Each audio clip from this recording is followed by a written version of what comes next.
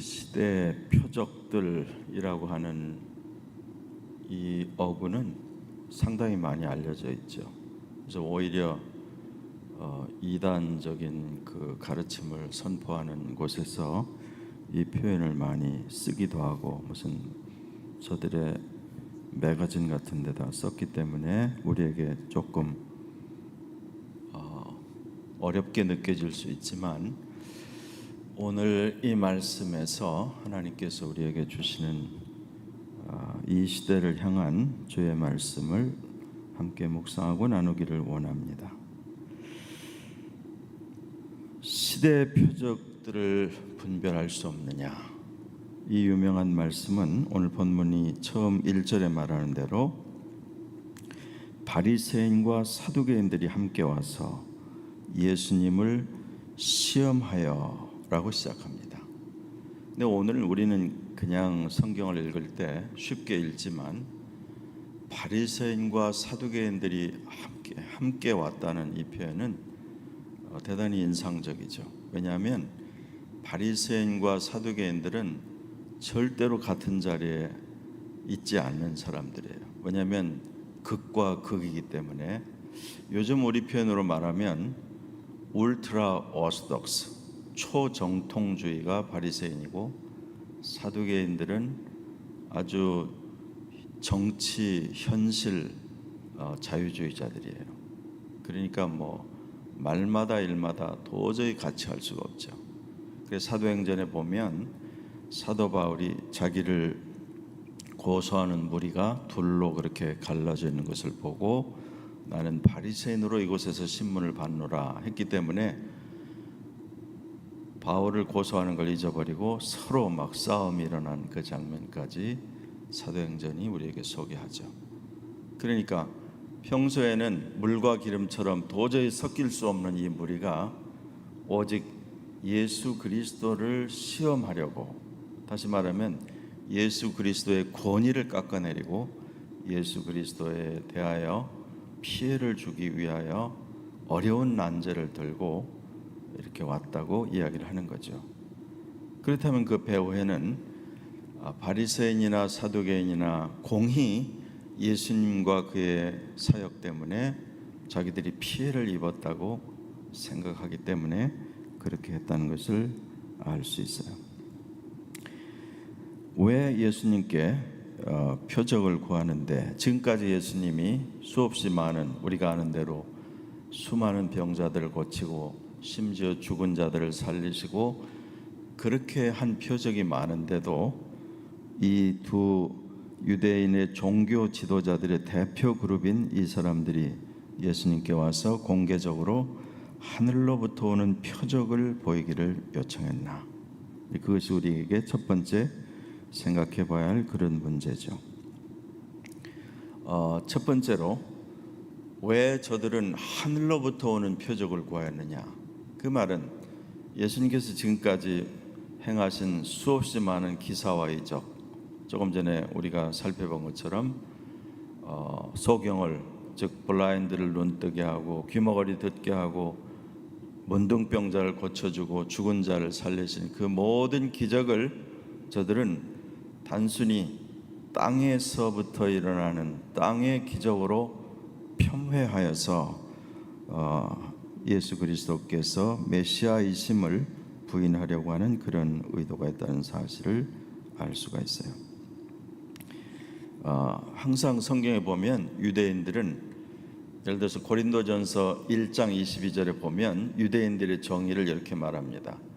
유대인들은 표적을 구하고 헬라인들은 지혜를 찾으나, 그런 표현이 있어요. 그 다음에 요한복음 6장 30절 31절을 보면 예수님이 오병이어 기적 후에 유대인들과 논쟁하는 가운데 유대인들이 이렇게 예수님에게 시비를 거는데, 우리가 보고 당신을 믿도록 행하시는 표적이 무엇이니까? 기록된 바 하늘에서 그들에게 떡을 주어 먹게 하였다 함과 같이 우리의 조상들은 광야에서 만나를 먹었나이다.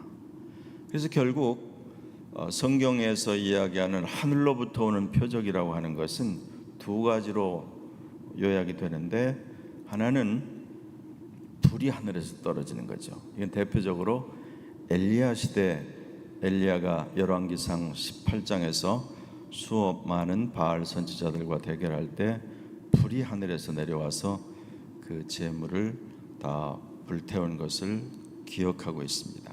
그 전에도 엘리사를, 그 이후에죠, 열왕기하 2장에 보면 왕이 보낸 그 50부장과 50명의 군사들을 2번이나 하늘에서 불이 내려와서 불태운 그런 기록을 성경이 가지고 있어요.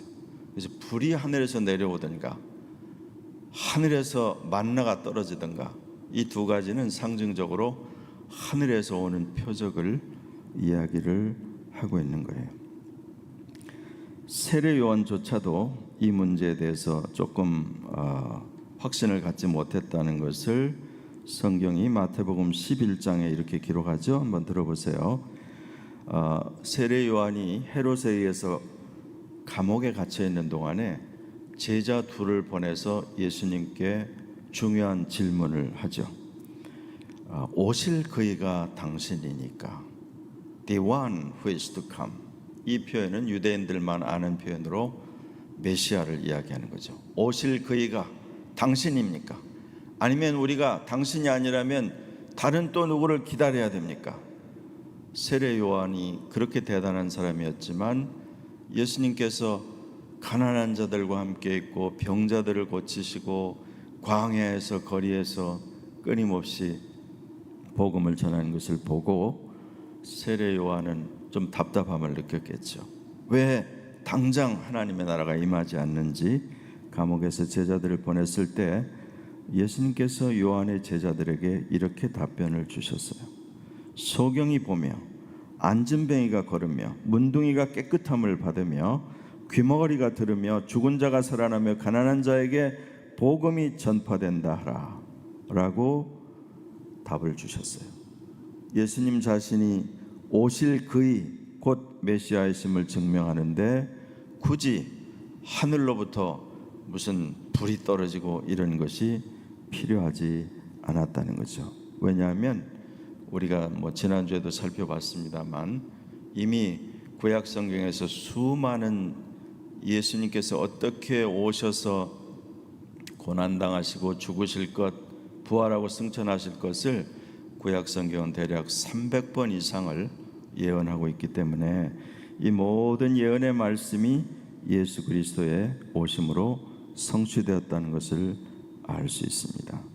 그러니까 사두개인과 바리새인들이 만일 자신들이 유대 백성들을 신앙적으로 인도하고 하나님께 가까이 이끄는 종교 지도자 됨을 성경의 교사들이람을 확신한다면 최소한 우리가 아는 대로 예를 들어서 이사야서 42장이나 61장, 우리가 아는 53장 이런 말씀에 구체적으로 예언된 대로 그들이 그토록 미워했던 나사렛 예수가 바로 오실 그의 메시아라는 사실을 증거하고 있음을 인정했어야만 되는 거죠. 그러나 그들은 물리적으로 예수님께서 영광 중에 오시고 왕으로 오실 것만 기대하고 있었기 때문에 성경을 편협하게 알고 있었다는 것을 알 수 있어요. 그래서 결국 오늘 이제 첫 번째 화두가 되는 하늘로서 오는 표적이라는 이 타이틀은 유대인들에게 모세와 엘리야의 선지자의 브랜드처럼 알려져 있었고 선지자의 능력을 나타내는 표현이기도 했어요. 그런데 여러분, 성경은 뭐라고 이야기하냐면 마지막 날에 거짓 선지자가 정확하게 이 일을 행하게 되리라고 예언하고 있다는 사실을 알 수 있어요. 요한계시록 13장 13절을 여러분 들어보세요. 큰 이적을 행하되 심지어 사람들 앞에서 불이 하늘로부터 땅에 내려오게 하고, 구체적으로 이날의 사두개인들과 바리새인들이 예수님께 요구했던 그 표적을 마지막 날에 실제로 거짓 선지자가 하늘에서 불이 땅에 떨어지게 할 것이라고 성경은 기록하고 있어요. 마태복음 24장 24절에 예수님 자신이 친히 마지막 날에 관해서 말씀하시기를 거짓 선지자들과 거짓 그리스도들과 거짓 선지자들이 일어나 큰 표적과 기사를 보여 할 수만 있으면 택하신 자들도 미혹하리라. 그렇게 말씀하셨어요. 그래서 예수님께서 자신을 시험하려 드는 이 바리새인과 사두개인들의 이런 종교적인 술수에 넘어가실 리가 없죠. 그는 오히려 그들에게 상식적인 판단으로 자신들을 성찰하도록 2절 3절에 주문하고 계신 것을 볼 수 있어요. 그래서 여러분 2절 3절을 보면 우리가 한번 2절 3절 다시 같이 읽어보실까요? 시작. 예수께서 대답하여 이르시되 너희가 저녁에 하늘이 붉으면 날이 좋겠다 하고 아침에 하늘이 붉고 흐리면 오늘은 날이 굳겠다 하나니. 그랬어요. 유대인들이 지금부터 2000년 전에 그들의 오랜 경험을 통해서 아침에 이러면 또 저녁에 이러면 날씨가 이렇다고 하는 것은 요즘 말로 하면 통계학적인 사실이죠. 그래서 우리도 우리 조상들이 예를 들면 입춘, 하지, 또 저녁이 오는 가을이 오는 입추 이런 절기를 정하고 달과 이런 여러 가지를 통해서 매해 일어나는 일들을 통계적으로 아는 것이 그거는 인류 역사에서 내려온 각 시대와 각 나라에 있는 전통이고 그것에 따라 농사를 짓기도 하고 그런 것을 볼 수 있어요. 근데 여기서 이제 자세히 쳐다보면 예수님께서 유대인들에게 상식적인 판단을 요구하면서 너희가 이런 정도의 판단도 하고 날씨를 예측하지 아니하냐 그러면서 이런 정도의 저들의 상식적인 통찰력과 관찰을 인정하셨다는 것을 살펴보는 것은 흥미롭습니다. 2000년 전에 이만한 관찰력을 가진 인간이 오늘날 자연과학의 발달이라는 비명하에 여러분이 잘 아는 유전자 조작에서부터 시작해서 지금 실험실에서는 이미 오래전부터 사람의 DNA와 동물의 DNA를 섞어서 정말 끔찍한 그 물건들을 만들어내고 있다는 사실을 아는 사람들은 다 알고 있어요. 지금 여러분이 매일 보고 듣는 소위 AI, Artificial Intelligence라는 그 인공지능 그런 것이 어떻게 괴물처럼 더 발전할지 어떻게 인간 사회에 영향을 끼칠지 많은 사람들이 걱정하며 두려워하는 그런 상황을 우리가 생각할 수 있어요. 그러면 본문을 조금 자세히 들여다보시면 이런 차이가 있어요. 예수님이 그들이 요구한 하늘로부터 오는 표적인데 본문을 정확히 보면 단 하나의 표적입니다. A sign from heaven 이렇게 된 것을 뭐라고 바꾸셨냐면 A signs from the times, the signs of times. 오늘 이제 본문 제목에 나오는 시대 원래 이제 본문대로 말하자면 시대들의 표적들 이렇게 말해야 되죠. 이렇게 수정해 주신 이유가 무엇일까? 1절에서 3절에 보면 이 우라노스라고 하는 하늘이라고 하는 단어가 4번 나와 있습니다. 근데 우리 한국말 성경에는 하늘이 3번밖에 없는데 날씨라고 되어 있는 말이 똑같은 하늘이라는 말이에요. 그래서 이걸 이제 문자적으로 번역한 영어 성경에 보면 날씨를 뭐라고 되어 있어요? 3절 날씨는 분별할 줄 알면서 그 말을 하늘을 해석할 수 있으면서 라는 원문 그대로 옮기자면 그런 뜻이에요. 그래서 하늘이 날씨가 하늘로 그렇게 되어 있어야 맞는다고 할 수 있습니다. 그래서 예수님께서 이 하늘이라고 하는 이 단어가 4번 나오면서 하늘에 있는 즉 여기서 말하는 이 하늘은 우리가 보통 얘기하는 스카이라고 하는 우리 눈으로 보는 이 하늘이죠. 이 공중에서 일어나는 자연 현상과 이 모든 것을 관찰하고 상식적으로 판단할 수 있으면서 하늘을 해석할 수 있으면서 어떻게 signs of the times 라고 말할 때 이 times는 제가 여러 번 강조한 카이로스라고 하는 the appointed times, 즉 흘러가는 시간이 아니고 하나님이 정하신 지정된 어떤 시간을 말할 때 쓰는 카이론이에요.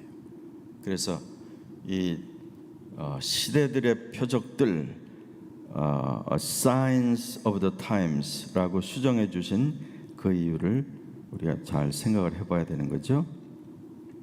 선지자들이 하나님으로부터 받아 전한 예언의 말씀이 성취될 시기를 말할 때 카이로스라는 단어, the appointed times를 쓰고 있다고 제가 여러 번 강조했습니다. 어떻게 임하는지 모든 성경에 구체적으로 말씀하고 있죠. 그래서 예수님께서 친히 말씀하신 대로 유대인들이 목숨을 걸고 성경을 필사하고 성경을 암송하고 연구의 연구를 거듭했죠. 이게 요한복음 5장에 나오는 5장 39절의 그 유명한 바리새인들에게 유대인들에게 예수님이 하신 말씀이죠. 너희가 성경에서 영생을 얻는 줄 알고 성경을 부지런히 스터디하고 연구하고 필사하고 그렇게 하는데 이 성경이 곧 나에 대하여 증거하는 것이다. 이걸 도대체 알고나 필사하느냐, 알고나 연구하느냐라고 도전하신 것을 알 수 있어요. 그래서 여전히 모세 율법의 문자적인 조항들과 편협하고 경직된 유대교의 전통으로 무장한 당시 지도자들은 그토록 기다려온 메시아가 자신들의 눈앞에 나타났지만 그러나 저들은 눈 멀고 귀 먹어서 예수님을 알아보지 못했어요. 오늘 우리가 이제 성경을 읽을 때는 그 사실을 객관적으로 들여다보지만 만일 오늘이라도 우리 눈앞에 그와 같은 현상이 있다면 우리도 하나도 다르지 않겠죠. 왜냐하면 내가 기대하고 내가 믿고 싶은 예수님과 하나님이 성경이 말씀하는 것과 다른 경우가 너무나 많기 때문에 우리가 늘 유대인들은 왜 믿지 않았을까? 왜 바리새인들이 이렇게 못되게 굴었을까? 그렇게 우리 지적하지만 그들이 가지고 있는 모든 특성은 우리도 여전히 똑같이 가지고 있다는 사실을 깨달아 알 수 있어요. 근데 여러분 이제 오늘 이 본문을 조금 더 자세히 들여다보자면 3절 보시면 아침에 하늘이 붉고 흐리면 오늘은 날이 굳겠다 하나니 너희가 이렇게 되어 있는데 원문에서 여기서 단어 하나가 빠져 있어요. 그 너희가라는 말 앞에 뭐가 한 단어가 빠져 있냐면 후포크리티아라는 말이에요. 이 후포크리티아라는 말을 그대로 영어가 돼서 히포크리트, 이 위선자들아, 옛날 번역으로 하자면 이 외식자들아, 이 위선하고 외식하는 놈들아, 이런 의미로 그 단어가 여기에 빠져 있어요. 이게 들어가야 예수님이 하신 말씀의 그 분위기를 제대로 전달할 수 있죠. 위선자들아, 너희가 눈에 보이는 하늘은 해석할 줄 알면서 하나님께서 정하신 appointed times의 이 표적은 해석할 줄 모르냐, 읽을 줄 모르느냐, 그렇게 예수님께서 저들을 책망하신 것을 볼 수 있어요. 그러면서 예수님께서 악하고 음란한 세대가 표적을 구하지만 요나의 표적밖에는 보여줄 표적이 없느니라 4절에 말씀하시죠. 예수님 자신의 죽으심과 사흘 동안 무덤 속에 계시다 부활할 것이 그들의 모든 불신과 죄에 대한 응답으로 주어질 유일한 표적임을 미리 알려주셨다는 것을 알 수 있어요. 자, 그렇게 하고 이제 제자들이 건너편으로 이제 5절에 갈릴리 호수 건너편으로 예수님을 모시고 가는데 5절에 이렇게 인상적인 기록을 남깁니다. 저들이 떡 가져가기를 잊었더니, 다시 말하면 배에서 먹든지 도착하면서 먹어야 될, 요즘으로 말하면 런치박스 챙기는 걸 잊어버렸다는 뜻이에요. 런치박스 챙기는 잊어버렸어요. 바로 조금 전에 5병의 기적이 있었고 7병의 기적까지 있었다고 앞부분에서 이야기를 하고 있어요. 그런데 배 타고 가면서 예수님께서 느닷없이 조금 전에 예수님께서 말씀을 전하고 사람들에게 가르치고 있는데 공개적으로 들이닥쳐서 이 유대인의 두 그룹 바리새인과 사두개인들이 하늘로부터 오는 표적을 한번 보여주시오. 그러면 우리가 당신을 메시아로 인정하겠어. 이렇게 챌린지하는 예수님의 사역을 엉망진창으로 망쳤다는 그런 이야기죠. 뭐 그것 때문에 예수님이 영향을 받지는 않았지만, 그래서 배를 타고 제자들과 가면서 바리새인과 사두개인들의 누룩을 주의해라 라고 이야기하셨어요. 그래서 이제 여기 이 NIV에서는 Be on your guard, 6절입니다. 6절 빨리 좀 올려주세요. Be on your guard, 뭐 be careful 뭐 이렇게 하셨는데 주의해라 이렇게 얘기하셨는데, 제자들은 누룩이라는 단어가 등장하자마자 예수님께서 어떻게 또 항상 잘하시는 예수님이 우리가 런치박스를 챙기는 것을 어떻게 또 아시고 이렇게 이야기하시나. 그렇게 떡 가져오기를 잊어먹었다, 우리 런치를 챙기지 않았다, 이렇게 이야기를 서로 하고 있으니까 좁은 배 안에서 예수님께서 아시고 7절부터 11절까지 얘기하는 걸 볼 수 있어요. 여러분 7절부터 10일까지 보면 세 번이나 아직도 깨닫지 못하느냐, 아직도 기억하지 못하느냐, 아직도 깨닫지 못하느냐. 7절, 그 다음에 뭡니까? 9절, 그 다음에 10절, 11절 이렇게 계속 그 단어가 나오는 걸 볼 수 있어요. Do you still not understand? Don't you remember? 이 말 속에는 제자들 너무 막 둔하고 깨닫지 못하고 이렇게 예수님께서 말씀하시는데도 예수님 말씀하시는 의미와 상관없이 비슷한 단어만 나오면 자기들의 관심하는, 그게 제자들이 무지해서가 아니라 그게 바로 우리의 모습이고, 예수님께서는 지금 저들의 그 교훈에 대하여, 저들의 영향력에 대해서 말씀하시고 있는데, 제자들은 지금 큰 관심사가 배에서 먹거나 곧 배에서 내리자마자 먹을 그 점심 챙기지 않은 것이 큰 관심이었다. 이런 이야기는 오늘 우리 모두의 동일한 문제죠. 우리가 주일날 예배하고 기도하고 믿음으로 산다고 하지만은 많은 경우에 나의 urgent matter, 당장 내 가족, 내 일, 그 일이 중요하지 않다는 것이 아니라 하나님 나라와 이 복음과 다시 오심 이 모든 세계에서 우리는 너무나 많이 우선순위를, urgent matter를 혼동하고 있다는 사실을 기억하게 됩니다. 그래서 주님께서 제자들에게 안타깝게 아직도 깨닫지 못하냐, 야 얼마 전에 떡 5개와 물고기 두 마리로 5,000명이 먹고 몇 광주를 거뒀냐. 마가복음에 보면 더 재밌습니다. 마가복음에는 예수님이 대답하는 대로, 예수님이 질문하는 대로 대답을 하는 장면이 있어요.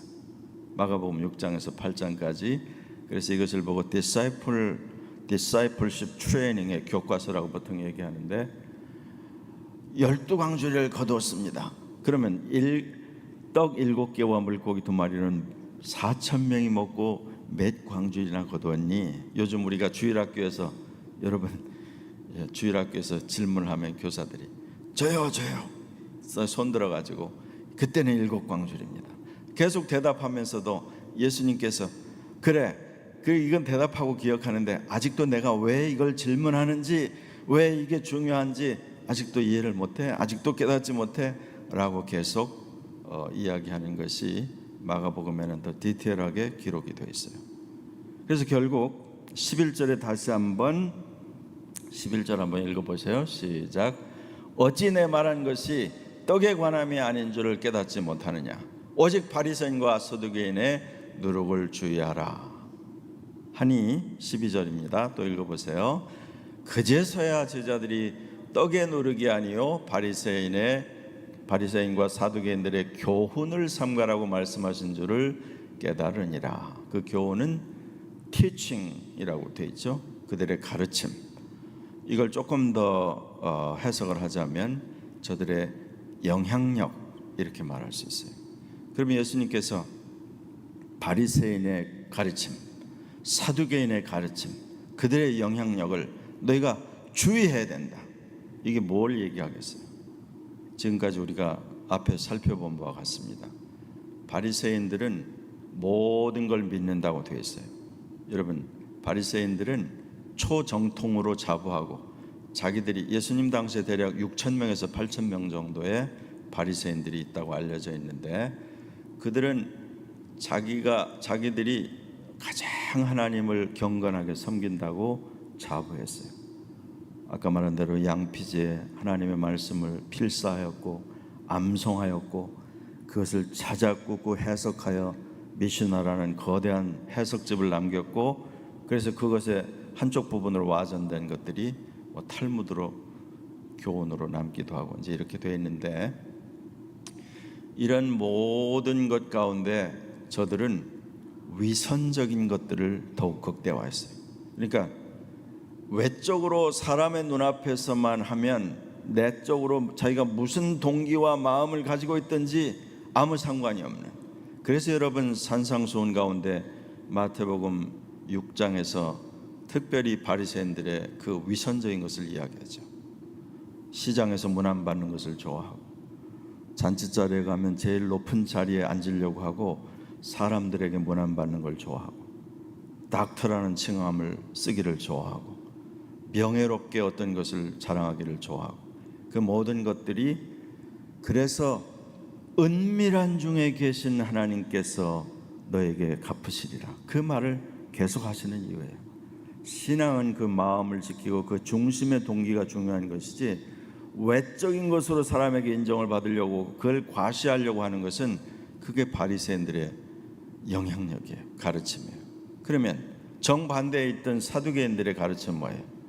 사두개인들은 산헤드린의 중요한 멤버들이 되고 요즘으로 말하면 정치 현실에 깊이 개입하고 요즘 우리식으로 말하면 좌파 우파 막 현실적인 정치에 나서서 뭐 데모를 하든지 뭘 하든지 이 세상에서 왜냐하면 오는 세상을 인정하지 않으니까 영적인 것 천사들 부인하니까 그래서 하나님의 그 말씀의 그 깊은 진리에 대해서는 관심이 없고 세상을 사는 일에만 모든 관심이 있는 지금 여러분이 오늘날 바리새인과 그 사두개인이라고 하는 것이 제가 말한 대로 초정통이라고 자부하는 자들 완전 보수라고 자부하는 또 아주 뭐 동성애도 좋고 사람들 인정해야 되고 사람을 품어야 되고 그런 모든 것에 있는 사람들 그들이 갖고 있는 그 양극단은 이와 같이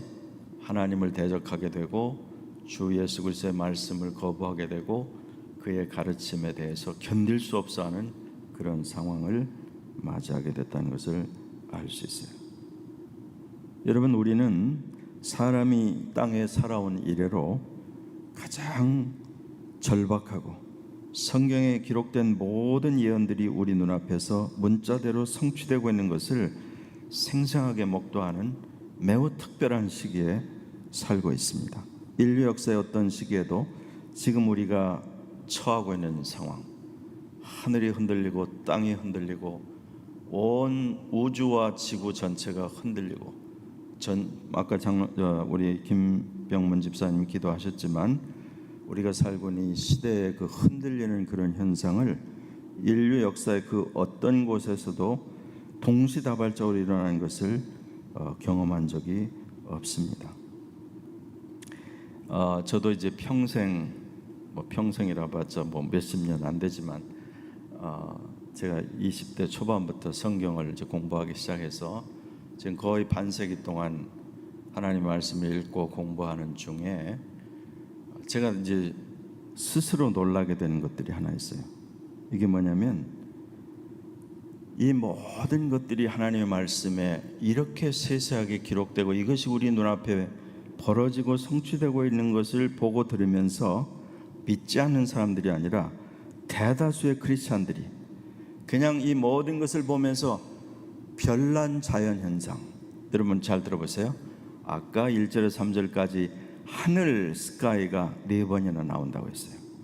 주님이 책망하시기를 너희가 이 자연현상과 하늘을 해석할 줄 알면서 하나님이 정하신 appointed time에 이 하나님의 보여주시는 특별한 이 성취들에 대하여는 왜 관심이 없느냐, 이것을 분별할 수 없느냐, 이렇게 책망하신 것 같은 동일한 것을 오늘 우리가 생각하게 되죠. 오히려 이 세상의 미디어나 일부 불신자들 중에서 종말 현상이니 세상 끝이니 이런 얘기를 더 많이 하고 있는 형편이지만, 안타깝게도 너무 많은 크리스천들과 교회들이 눈 감고 귀를 틀어막으면서 자신들이 하고자 하고 자신들이 계획한 것을 추구하기에 더 바쁜 모습이죠.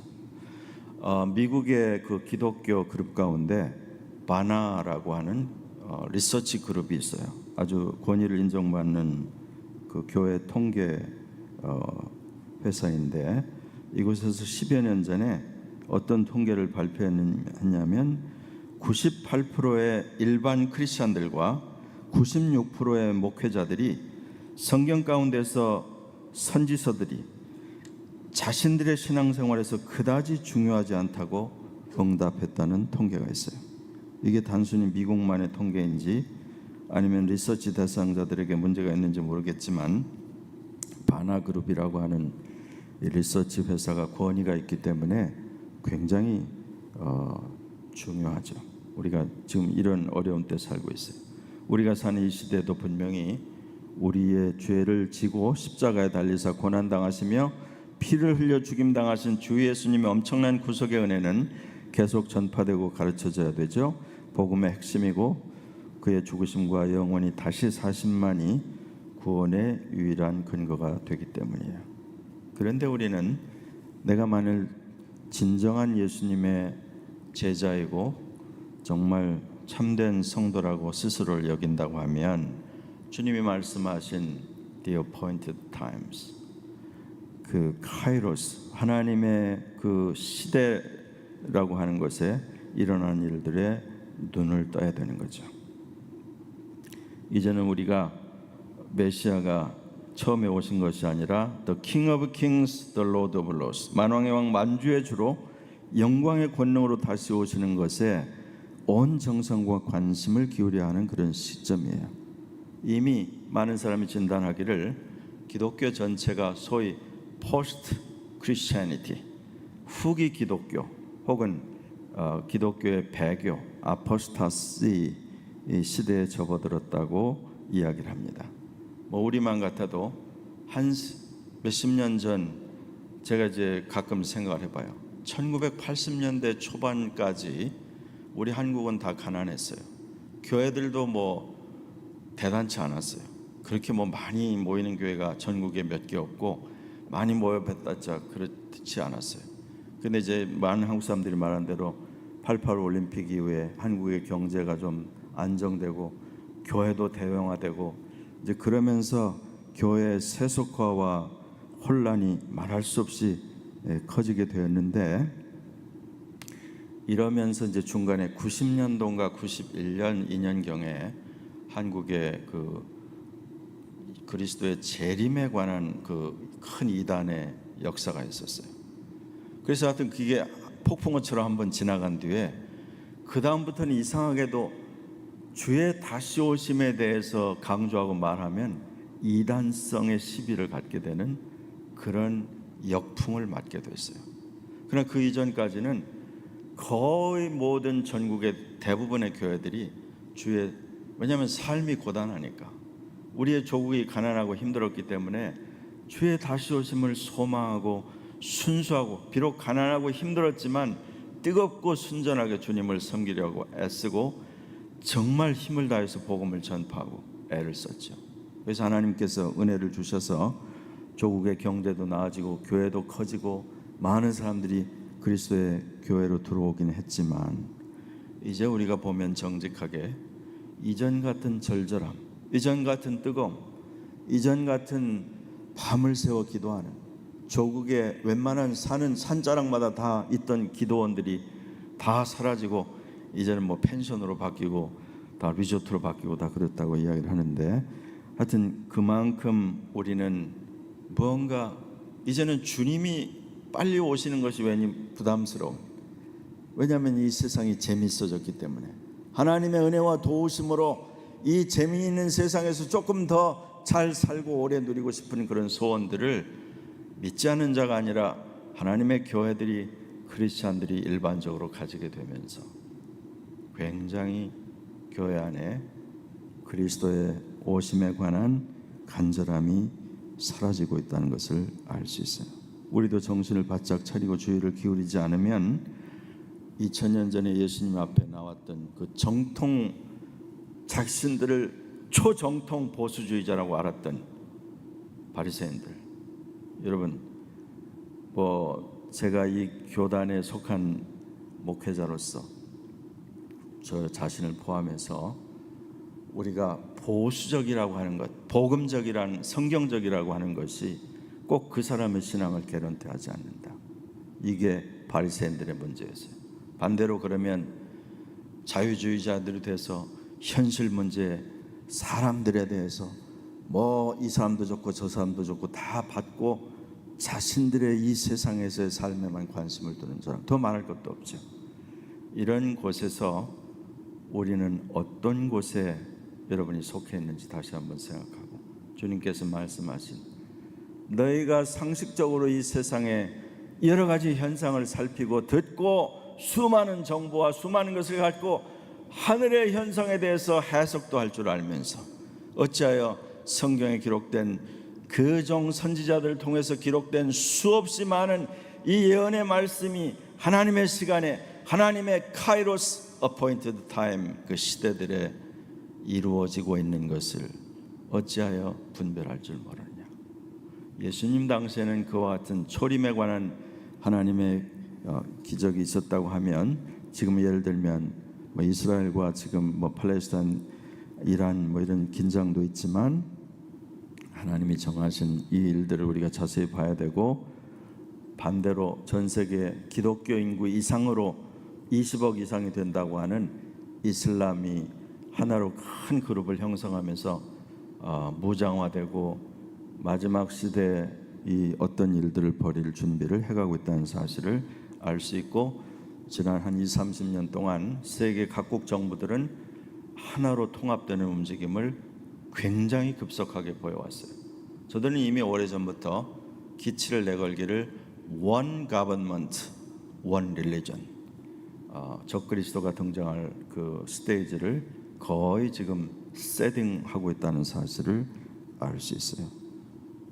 그러나 복음은 주님께서 오시기 직전에 마지막 큰 추수의 부흥이 있을 것이고, 그 이후로 엄청난 핍박이 전 세계적으로 있을 것이라고 많은 사람들이 진단을 하는데, 이런 특별하고 정말 매일 많은 해프닝이 벌어지고 있는 시대에 하나님께서 우리를 예수 믿는 하나님의 자녀로, 예배하는 그의 자녀로 부르셨을 때 매일의 삶 속에서 우리의 떡, 우리의 런치, 우리의 건강, 우리 자녀, 우리 삶의 여러 가지 아젠다가, 물론 우리는 급하긴 하지만 주님이 하신 말씀 아직도 깨닫지 못하느냐, 아직도 기억하지 못하느냐, 하나님이 말씀하신 그때가 매우 가까이 오고 있다는 사실을 계속 생각하고, 우리에게 주신, 각자에게 주신 그 기도, 그 소원, 그 비전, 그 꿈이 훨씬 더